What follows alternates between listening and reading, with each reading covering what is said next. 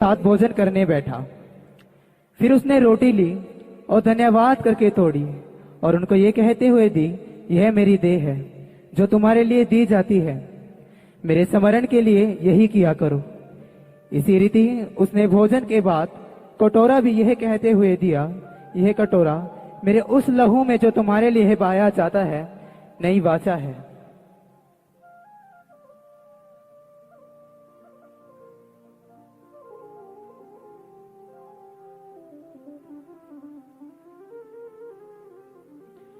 शमौन, हे शमौन, देख शैतान ने तुम लोगों को मांग लिया है कि गेहूं के समान फटके, परंतु मैंने तेरे लिए विनती की कि तेरा विश्वास जाता ना रहे, और जब तू फिरे तो अपने भाइयों को भी स्थिर करना।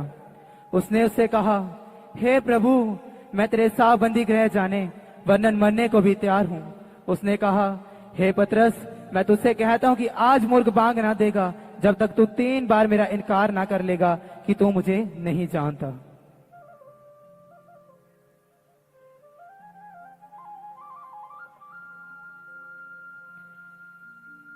तब वह बाहर निकलकर अपनी रीति के अनुसार जैतून के पहाड़ पर गया और चेले उसके पीछे पीछे हो लिए। उस जगह पहुंचकर उसने उनसे कहा, प्रार्थना करो कि तुम परीक्षा में ना पड़ो। और वह आप उनसे अलग एक ढेला फेंकने की दूरी पर गया और घुटने टेककर प्रार्थना करने लगा, हे पिता, यदि तू चाहे तो इस कटोरे को मेरे पास से हटा ले, तो भी मेरी नहीं परंतु तेरी ही इच्छा पूरी हो। तो स्वर्ग से एक दूत उसको दिखाई दिया जो उसको सामर्थ देता था। वह अत्यंत संकट में व्याकुल होकर और भी हार्दिक वेदना से प्रार्थना करने लगा और उसका पसीना मानो लहू की बड़ी बड़ी बूंदों के समान भूमि पर गिर रहा था। तब वह प्रार्थना से उठा और अपने चेलों के पास आकर उन्हें उदासी के मारे सोता पाया और उनसे कहा, क्यों सोते हो? उठो, प्रार्थना करो कि परीक्षा में ना पड़ो। वह ये कह ही रहा था कि एक भीड़ आई और उन 12 में से एक, जिसका नाम यहूदा था, उनके आगे आगे आ रहा था। वह यीशु के पास आया कि उसका चूमा ले। यीशु ने उससे कहा, हे यहूदा, क्या तू चूमा लेकर मनुष्य के पुत्र को पकड़वाता है? फिर वे उसे पकड़कर ले चले और महायाजक के घर में लाए। पतरस दूर ही दूर उसके पीछे पीछे चलता था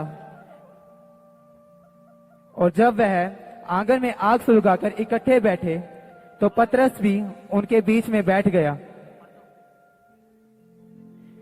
तब एक दासी उसे आग के उजियाले में बैठे देखकर और उसकी ओर ताककर कहने लगी, यह भी तो उसके साथ था।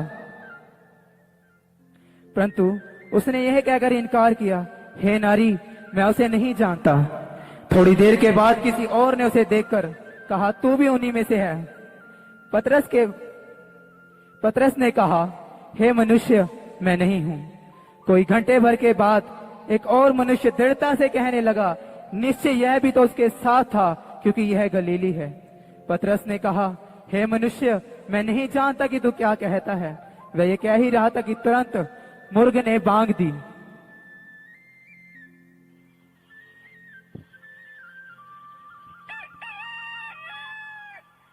तब प्रभु ने घूमकर पतरस की ओर देखा और पतरस को प्रभु की वह बात याद आई जो उसने कही थी, आज मुर्ग के बांग देने से पहले तू 3 बार मेरा इनकार करेगा। और वह बाहर निकलकर फूट फूट कर रोने लगा।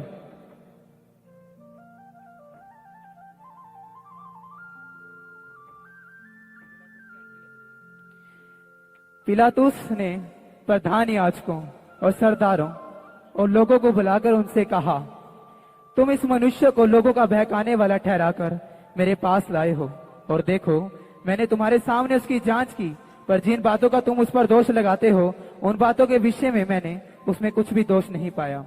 और देखो, उसे ऐसा कुछ भी नहीं हुआ कि वह मृत्यु के दंड के योग्य ठहराया जाए, इसलिए मैं उसे पिटवाकर छोड़ देता हूं। पिलातुस पर्व के समय उनके लिए एक बंदी को छोड़ने पर विवश था। तब सब मिलकर चिल्ला उठे और सब मिलकर चिल्ला उठे, इसका काम तमाम कर और हमारे लिए बरअब्बा को छोड़ दे। वह किसी बलवे के कारण जो नगर में हुआ था और हत्या के कारण बंदी गृह में डाला गया था। पर पिलातुस ने यीशु को छोड़ने की इच्छा से लोगों को फिर समझाया, परंतु उन्होंने चिल्लाकर कहा। उसने तीसरी बार उनसे कहा, क्यों? उसने कौन सी बुराई की है? मैंने उसमें मृत्यु के दंड के योग्य कोई बात नहीं पाई, इसलिए मैं उसे पिटवाकर छोड़ देता हूं। परंतु वह चिल्ला चिल्लाकर पीछे पड़ गए और उनका चिल्लाना प्रबल हुआ। अंत पिलातुस ने आज्ञा दी कि उनकी विनती के अनुसार किया जाए।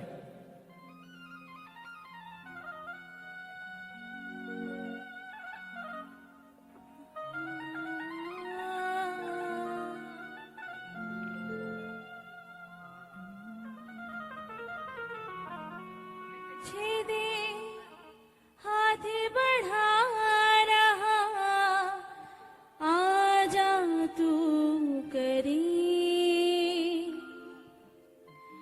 छेदे हाथ बढ़ा रहा, आजा तू करी। जख्म निशा दिखा रहा, आजा तू करी। तुझको वो बुला रहा, जीवन देना चाह रहा। तुझको वो बुला रहा, जीवन देना चाह रहा। यीशु है बुला रहा, आजा तू करीब। सीधे हाथ बढ़ा रहा, आजा तू करीब। जख्मी निशा दिखा रहा, आजा तू करीब।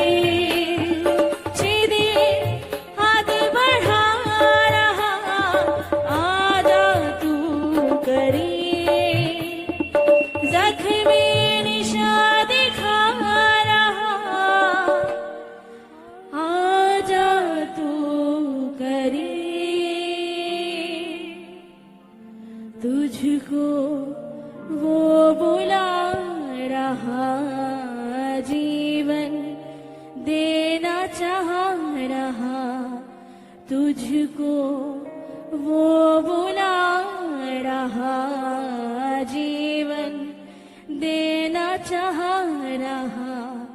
यीशु है पुकार रहा, आजा तू दे हाथ बढ़ा रहा, आजा तू करे। हालेलुया। कितने लोगों को सच में आज विश्वास है कि यीशु मसीह हमारे ही पापों के कारण मारा गया, गाड़ा गया और तीसरे दिन मुर्दों में से जी उठा। लिखा यशायाह की पुस्तक में उसके 53 चैप्टर में उसकी 4 आयत में कि निश्चय उसने हमारे रोगों को सह लिया, हमारे ही दुखों को उठा लिया, तो भी हमने उसे परमेश्वर का मारा कुटा और दुर्दशा में पड़ा हुआ समझा। परंतु वह हमारे ही अपराधों के कारण घायल किया गया, वह हमारे अधर्म के कामों के कारण कुचला गया, हमारी ही शांति के लिए उस पर ताड़ना पड़ी कि उसके कोड़े खाने से हम लोग चंगे हो जाएं। हालेलुया। कितने लोगों को सच में आज अपने दिल पर बोझ लग रहा है कि वो हमारे लिए मारा गया, कि वो हमारे लिए गाड़ा गया। हम हर रोज अपने जीवन में निरंतर पाप करते हैं, मुंह से, आंखों से, पांव से, लेकिन जीवित परमेश्वर के इकलौते बेटे ने जब तक वो पृथ्वी पर रहा उसने एक भी दिन कोई पाप नहीं किया। हालेलुया। उसकी इतनी बड़ी दया थी कि उसने इकलौते पुत्र को हमारे लिए क्रूस पर क्रूसित कर दिया। उसके हाथों पे कीलें ठोकी गई, पांव पर, उसके सिर पर कांटों का ताज डाला गया, और वो क्या कहता रहा कि पिता इन्हें क्षमा कर, ये नहीं जानते ये क्या कर रहे हैं। आज मैं एग्जाम्पल देती हूँ। चर्च में अगर